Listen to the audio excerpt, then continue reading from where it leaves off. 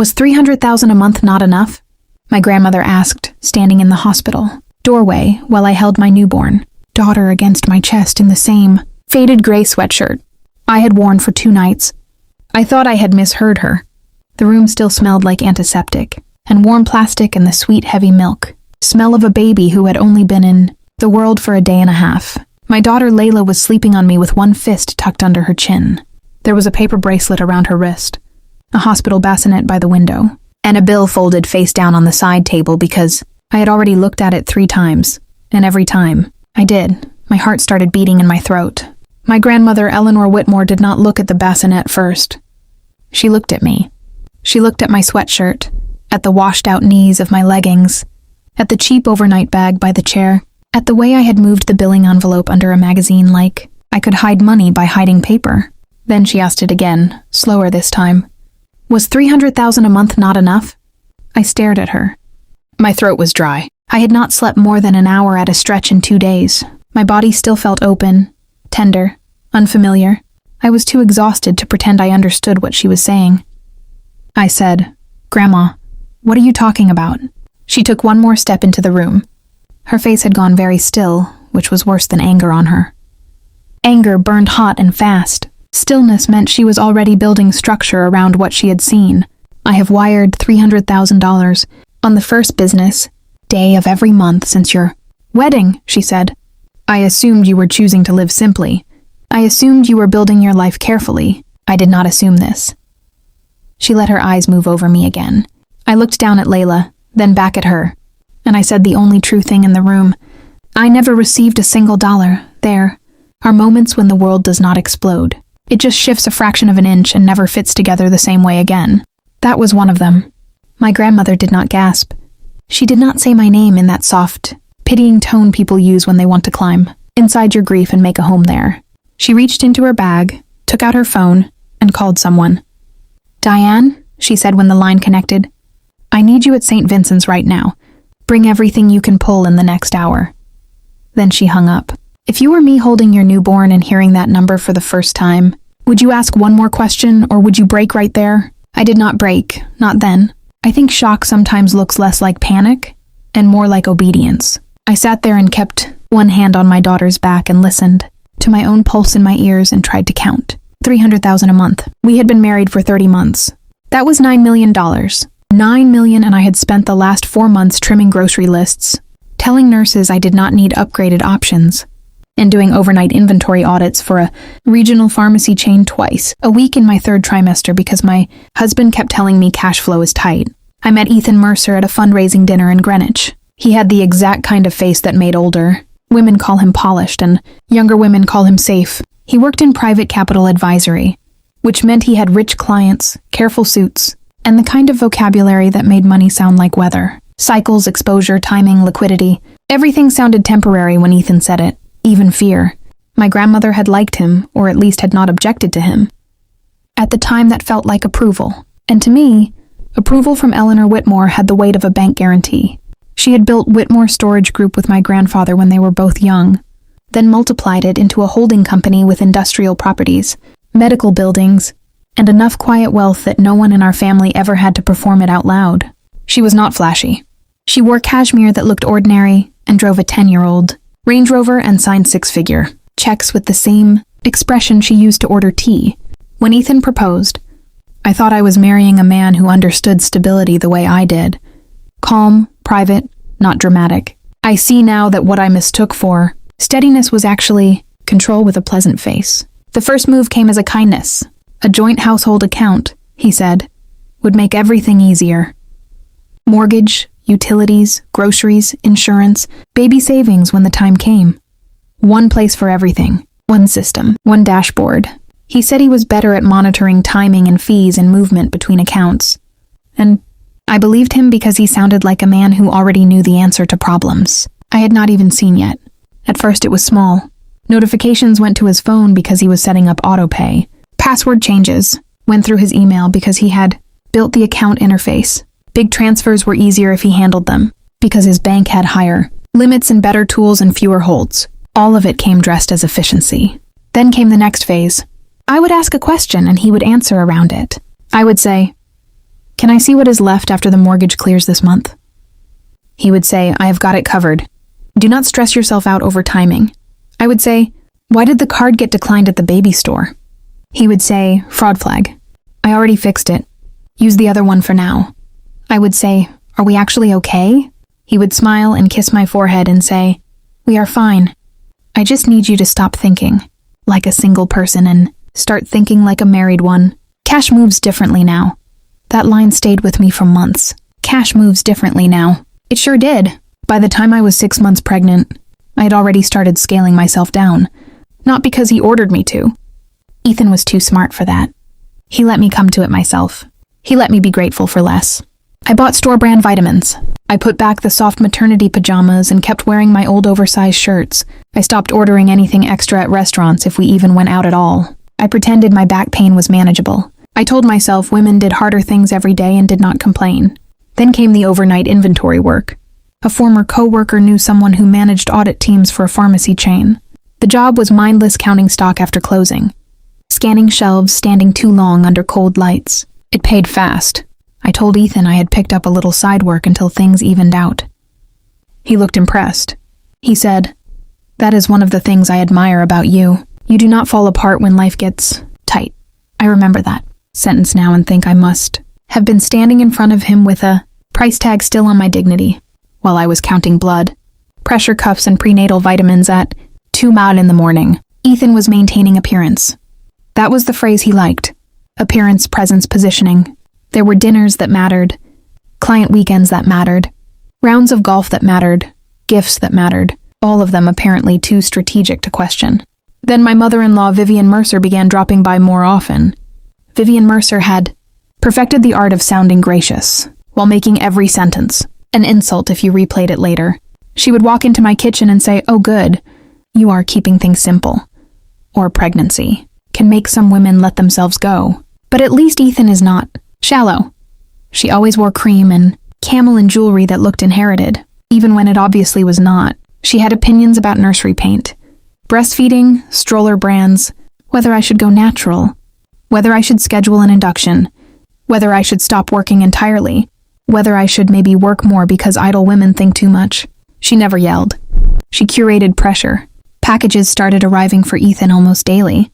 Shoes, watches, shirts, once a leather, weekender bag that cost more than what I had earned in a month of late-night audits. When I asked, he said one of his clients had given it to him after a closing. Another time, Vivian showed up with a new bracelet, slim and bright and expensive. She laughed and said she had gotten lucky at an estate sale. Everything had an explanation. Every explanation was just clean enough to slide past suspicion. When the life you think is struggling turns out to be staged, do you confront him right then? Or do you keep listening long enough to learn how deep it goes? Subscribe now if you like revenge stories that start quietly and hit hard. I kept listening. I kept telling myself marriage meant uneven seasons. I kept thinking maybe this was what grown-up partnership looked like. One person taking more weight in one direction, the other carrying it in another. Ethan carried the language. I carried the consequences. There was a Tuesday in my 8th month that I cannot stop thinking about now. I was standing in the grocery store near the dairy section deciding between 2 cans of formula samples. I wanted to stash away even though the baby was not here yet. I had a calculator open on my phone. I had already put back 2 things. A stranger bumped my cart and apologized, and I smiled like nothing was wrong. That same night, Ethan posted a photo from a steakhouse in Manhattan with 2 clients and a bottle of wine on the table that probably cost more than my monthly car payment. I did not even fight with him when he got home. I just asked how the trip had gone. He said productive. That was the whole answer. When I hit 36 weeks, my doctor told me to stop doing the audits. My blood pressure was climbing. My ankles were swollen. I said I would. Then I picked up one last shift because the electric bill had arrived and the number made me lightheaded. That was the life I thought I was protecting. A marriage under pressure. A husband doing his best. A temporary constriction we would laugh about later. Then Layla came early. My labor started on a stormy Thursday and ended almost 20 hours later with a daughter who came into the world furious and beautiful and very much alive. I had never loved anything that fast. It felt like my bones knew her before my mind did. I also remember staring at the list of optional postpartum upgrades and quietly declining anything that sounded like a luxury. Better room package. lactation follow-up at home, additional night nurse support. I kept hearing Ethan's voice in my head. We just need to get through this quarter. My grandmother walked into that room and shattered the quarter. The year, the whole lie. About 40 minutes after her call, Ethan and Vivian came in. I knew the sound of his steps before I looked up. Confident, measured, almost cheerful. He was carrying flowers. Vivian had a pale blue gift bag and a coat over one arm. They came in smiling, the way people do when they expect to enter a scene they still control. Then Ethan saw my grandmother. His smile did not disappear all at once. It held for a beat too long, which was somehow worse. Vivian recovered first. She always did. "Eleanor," she said. "What a surprise." My grandmother did not look at her. She looked at Ethan and said, "Where is my granddaughter's money?" Ethan set the flowers down on the windowsill. "I am sorry," he said. "I do not know which funds you are referring to." My grandmother said, "Do not insult me and waste your own time in the same sentence." It was the coldest thing I had ever heard spoken at conversational volume. She kept going. "Every month since you married Naomi, $300,000 has gone into an account designated for household use, an account you manage, an account Naomi has apparently never been allowed to independently monitor. So I am asking you one time, where is it?" Ethan finally looked at me, and there was no guilt in his face. There was only computation. He was building exits and ranking them. "Things are more complicated than that," he said. "There were obligations, timing issues, reinvestment decisions. It was all for the household." I said I was counting grocery money. My voice sounded thin, but it did not shake. I kept going. "I was working nights with swollen feet because I thought we could not breathe. I turned down things I needed here because I thought we could not afford them. I walked around carrying your child and feeling guilty every time. I wanted something small. And you are standing here telling me it was all for the household." Vivian stepped forward fast, eager, smoothing. "Naomi, sweetheart, you just had a baby. This is not the moment to process financial complexity with a body full of hormones." My grandmother turned to her then. "If your name appears anywhere on any of that money," she said, "silence would be the wisest choice available to you." Vivian stopped moving. That was when I knew my grandmother already suspected more than stolen access. She suspected participation. "My lawyer is on her way," my grandmother said. "Naomi and the baby are leaving with me tonight," Ethan said. "That is not necessary." My grandmother looked back at him and said, "Your opinion no longer has logistical value." I went in home with her that evening. Not with Ethan, not to the house with the imported marble island, and the carefully arranged pillows, and the pantry Vivian liked to inspect. I went to my grandmother's place in Old Greenwich, where the windows were old, and the floorboards creaked, and every room smelled faintly of cedar, and tea, and the kind of safety I had not realized I was starving for. That first night I sat in the guest room I had slept in since childhood, Layla against my chest, and replayed the last 2 years like a crime scene assembled backwards. The declined card at the baby store, the missing notifications, the perfect answer to every question, the expensive dinners, the constant calm, the way Ethan had trained me to feel childish every time. I wanted numbers instead of reassurances. Diane Rourke arrived the next morning at 8:15. She was 62, narrow-framed, sharp-eyed with a navy suit that looked like it had never once wrinkled in its life. She introduced herself, washed her hands, glanced at Layla, told me she was beautiful, then sat down at the dining table and said, "Start at the beginning and do not improve it." So I did. I told her how Ethan and I met, how the joint account started, how the access narrowed, how the side job happened, how the card got declined, how Vivian always seemed to glide in on the same current of money I was not allowed to look at directly. Diane only interrupted to pin down structure. Who suggested the original account? Who controlled the primary login? When did your notification stop? Did she ever use a secondary card? Was he in the middle of a major raise, acquisition, or capital event? When I finished, she opened a folder thick enough to stun a person. Then she began. "Monthly incoming transfers from Whitmore Family Holdings," she said, sliding the first sheet toward me. 30 deposits, all on schedule, all into the household account. My breath slowed down in a strange way. I think part of me still wanted some clerical misunderstanding to appear. A decimal error, a closed account, a frozen transfer, something accidental. Then Diane put down the second sheet. Within 48 to 72 hours of each incoming transfer, significant amounts were routed out, she said repeatedly. First into Ethan Mercer's personal brokerage account, then into a management company registered in Delaware, Mercer Strategic Advisory. He is the sole controller. I looked at date after date after date. A map of betrayal is a very ugly thing. It has rhythm. Diane turned another page. There is also a secondary benefit stream, she said. Vivian Mercer was an authorized user on a premium card paid from the brokerage side. Hotels, retail, spas, travel, jewelry, a consulting retainer that appears to be fictional. She has not been standing near the theft. She has been feeding from it. That sentence did something to me. Not because I had loved Vivian, I had not. But because I remembered every time she had looked me over and found me lacking. Every time she had implied that Ethan carried more burden because I did not understand the world the way their family did. Every time she had stood in my kitchen wearing something, new while I was calculating the price of diapers. I said they had me living on an allowance inside my own money. Diane said yes. Then she pulled out the final document. This is the part I would like you to read yourself, she said. It was a transcript from a cloud backup linked to a smart speaker in Vivian's kitchen. The device had been synced to a shared account Ethan had once used on their home network. Diane said the recovery was clean, lawful, and time-stamped. I read the lines once, then again. Vivian said, she still thinks tight means temporary. Ethan said, she trusts process if I say it calmly. Vivian said, she will ask you first before she asks a bank. Ethan said, that is why we keep her tired, not panicked, just tired. I stopped there. There are kinds of pain that come with heat. That was not one of them. That pain was cold, surgical, the kind that leaves you sitting very straight. Because if you move even a little, you might come apart. They did not just count on my trust. They managed it. They budgeted it.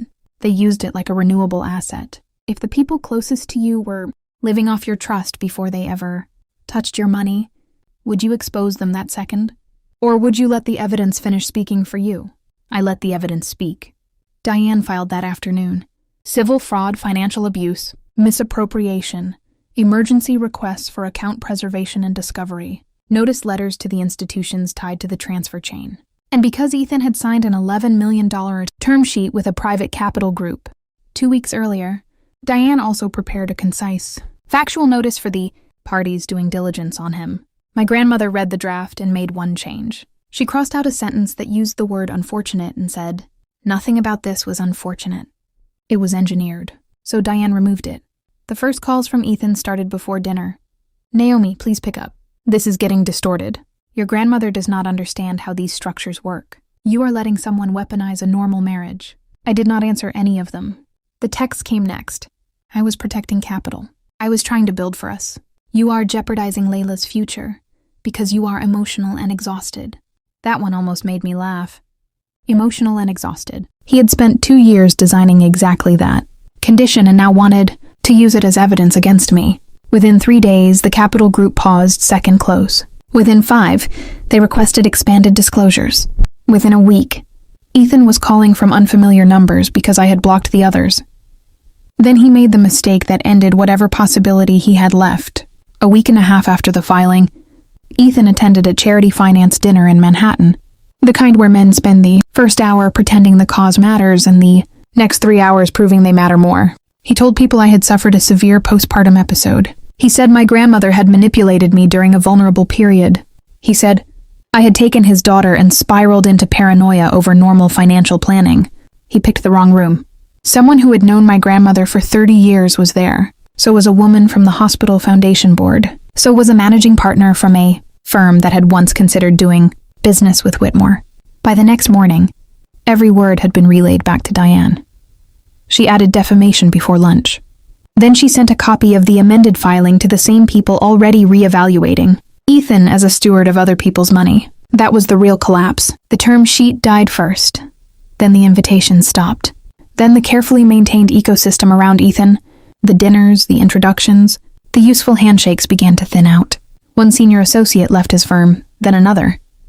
A family office that had been considering a co-investment withdrew. A lender reviewing a bridge facility requested additional fraud representations, and then went quiet. Reputation in that world is not morality, it is risk management. Ethan had become risk. Vivian tried once. She showed up at my grandmother's gate in a cream coat with sunglasses and a face arranged into sorrow. My grandmother did not let her inside. She stood on the front step while Vivian spoke about family misunderstanding, stressed new motherhood and preserving dignity. My grandmother listened until Vivian said, We all want what is best for the baby. Then my grandmother said, if that were true, you would have left her mother with enough money to buy groceries. The conversation ended there. By the time Layla was 4 months old, the case had become a series of deadlines and affidavits and disclosures. By 6 months, Ethan was not fighting for innocence anymore. He was fighting for reduction. Less exposure, less language, less paper, less damage. He left me a voicemail one night at 11:42. He said he had made mistakes. He said he had gotten lost trying to provide. He said pressure had changed him. He said he loved me. He said he hoped someday I would see that none of it had come from malice. That was almost the worst part, the craftsmanship of it. Even his remorse had structure. I saved the voicemail not for me, for Layla. One day she may ask what kind of man her father was. If she does, I want her to hear him in his own voice shaping truth into something that flatters him on the way out. I moved into a small white house, 3 streets over from my grandmother's, place when Layla was 7 months old. It had a narrow porch, a stubborn front door, and morning light in the kitchen that made even cheap coffee feel ceremonial. I went back to work part-time in development for a medical nonprofit. I opened accounts in my own name. I watched every number myself. The first time, I bought a good coat without asking permission from a voice in my own head. I cried in the parking lot and then laughed at myself for crying. One Saturday morning, my grandmother came over early. Layla was on a blanket in the living room kicking at a stuffed rabbit. We sat with our coffee and watched her make furious little noises at the ceiling fan. After a while, my grandmother said I should have structured it differently. I knew what she meant. Direct transfers, protected trusts, separate control, hard walls. You thought you were giving me at me. I thought I was giving you freedom, she said. What I gave the wrong man was access. There are apologies that try to escape blame, and there are apologies that tell the truth even when it does not help. Hers was the second kind. She kept going. I trusted your marriage because you did. Then I let that trust substitute for inspection. You paid for that. I'm sorry. My throat tightened. I said I did not see it either. She nodded once. That is why it worked. We sat with that quietly. I do not think about Ethan every day anymore. Healing for me did not arrive as forgiveness. It arrived as reduced frequency, then reduced intensity. Then one morning, I realized an entire week had passed, without me hearing his voice in my head when I opened a bill. That felt bigger than revenge. The woman who stood under fluorescent lights counting inventory, at 8 months pregnant, because she thought she had to save her marriage was not foolish.